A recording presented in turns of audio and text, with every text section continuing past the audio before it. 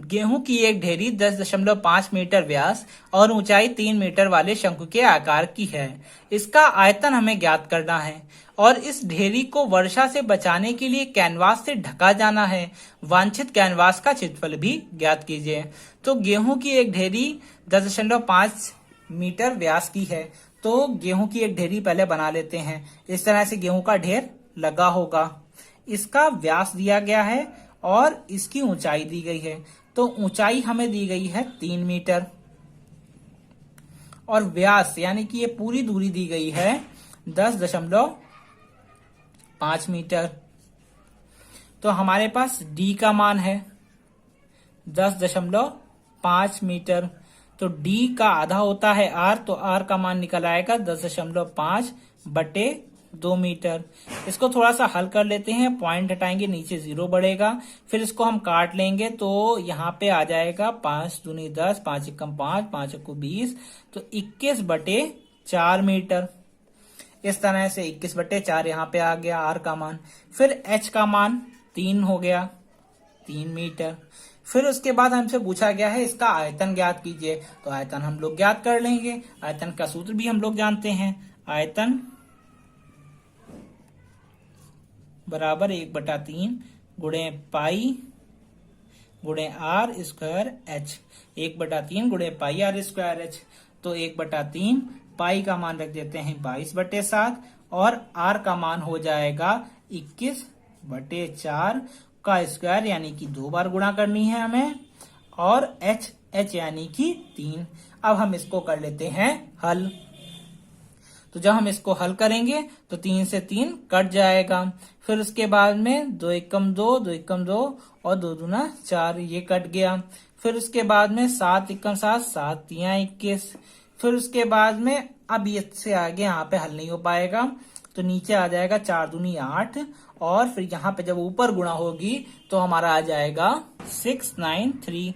और जब हम इससे इसको काट देंगे तो 8 64 बचा 5, फिर 53 आ गया, फिर 8 छंग 48, फिर यहाँ बचा 5, फिर दशमलव का 0 बढ़ाया, फिर 8 छंग 48, फिर 2 आ गया, 2 बच गया तो 2 में 0 बढ़ा करके हो गया 20 और फिर हो गया 8 दूनी 16, फिर 4 आ गया और 8 पंजे 40। इस तरह से 86.625 यही हमारा आंसर हो गया और आयतन हमारा निकल आया।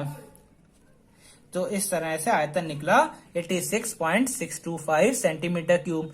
अब इसके आगे पूछा गया है इस ढेरी को वर्षा से बचाने के लिए कैनवास से ढका जाना है, तो वांछित कैनवास का क्षेत्रफल ज्ञात करिए। तो इस क्षेत्रफल को निकालने के लिए हमें क्या करना पड़ेगा, आइए समझते हैं। चलिए मान लेते हैं कि यहाँ पे एक ढेर लगा हुआ है इस तरह से, किसका, गेहूं का। चलिए मान लेते हैं इस तरह से यहाँ पे एक ढेर लगा हुआ है गेहूं का, उसके ऊपर हमें उसको कैनवास से ढका जाना है। तो मान लेते हैं कि ये कैनवास है और इससे हमने इस गेहूं को ढक दिया। तो हमें यहाँ पे वांछित कैनवास का क्षेत्रफल ज्ञात करना है। वांछित यानी कि जितना हम कैनवास चाहते हैं वो कितना होगा, वो असल में इसका जितना ये कर्व्ड क्षेत्रफल है इसी के बराबर होगा। इसी कर्व्ड क्षेत्रफल के बराबर ही हमारा कैनवास लगेगा, क्योंकि सरफेस से जो है इस वृत्ताकार जो क्षेत्रफल है इससे हमें कोई संबंध नहीं है, क्योंकि अगर ये बंद हो जाएगा फिर हम उसको ढक कैसे पाएंगे।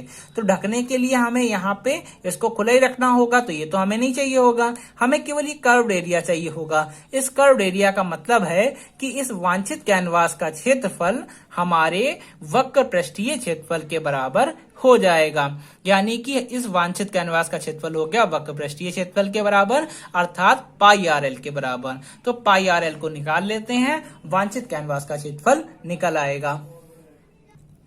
वांछित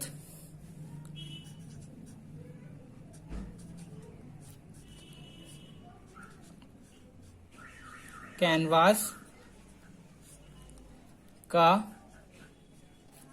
क्षेत्रफल बराबर शंकु का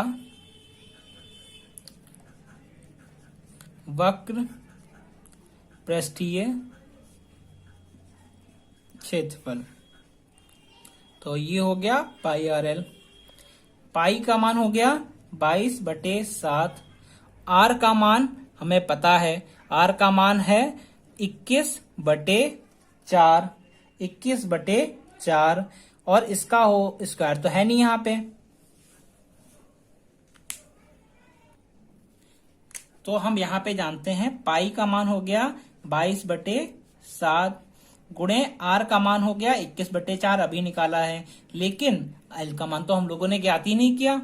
अब एल का मान हमें ज्ञात करना होगा, तभी इस सवाल को हम आगे हल कर पाएंगे। तो एल का मान ज्ञात कर लेते हैं हम लोग यहाँ पे साइड में। तो एल का मान हमारा हो जाएगा, हम सूत्र जानते हैं, L² बराबर R² प्लस H²। तो आर का मान हो गया 21/4 का होल स्क्वायर प्लस एच का स्क्वायर, एच था हमारा 3 तो 3 का स्क्वायर, तो 21 का स्क्वायर आ जाएगा 441 और 4 चक्कू 16 प्लस 3 यहाँ ये 9 हो गए। फिर यहाँ पे 16 ऐसे ही नीचे रहेगा और 441 भी ऐसे रहेगा और 16 नेमा 144 हो जाएगा। और फिर इसको आगे हल करते हैं। जब हम इसको आगे हल करेंगे तो 4 और 1 5 हो जाएगा और फिर 4 4 8 हो जाएगा और फिर 4 और 1 5 हो जाएगा बटे 16 आ जाएगा। फिर उसके बाद में यहाँ पे जब हम रूट लगाएंगे तो L जो हमारा आ जाएगा वो नीचे तो 4 पूरा का पूरा आ जाएगा और यहाँ पे 585 हो जाएगा 24.19।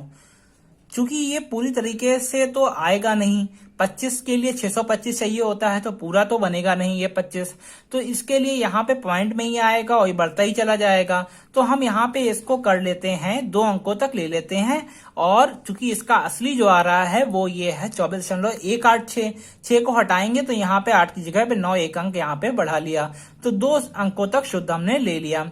अब यहाँ से इसको हम भाग कर लेंगे, 4 छंग 24, दशमलव का दशमलव ऐसे ही, 1 उतारा ना जाने का 0, फिर 9 उतारा 4 चक्कू 16 और 3 फिर 0 बढ़ाया 4 7 28 और फिर 2 4 5 20, तो 6.0475 आ गया। तो यहाँ पे हम इसको ज्यादा कॉम्प्लिकेटेड नहीं करेंगे, 0.475 है तो 7 को भी हटा देंगे, तो जब यहाँ से 7 को हटाएंगे तो 5 से ज्यादा होने के कारण यहाँ पे 4 में 1 अंक बढ़ के यहाँ पे 5 आ जाएगा। तो यहाँ पे हो जाएगा 6.05 मीटर।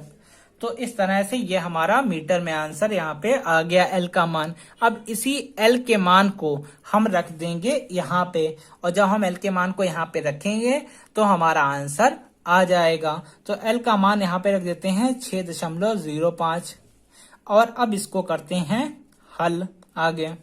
तो 7 या 21, फिर 4 दूनी 2 दूना 4, फिर 2 से 11 कट गया।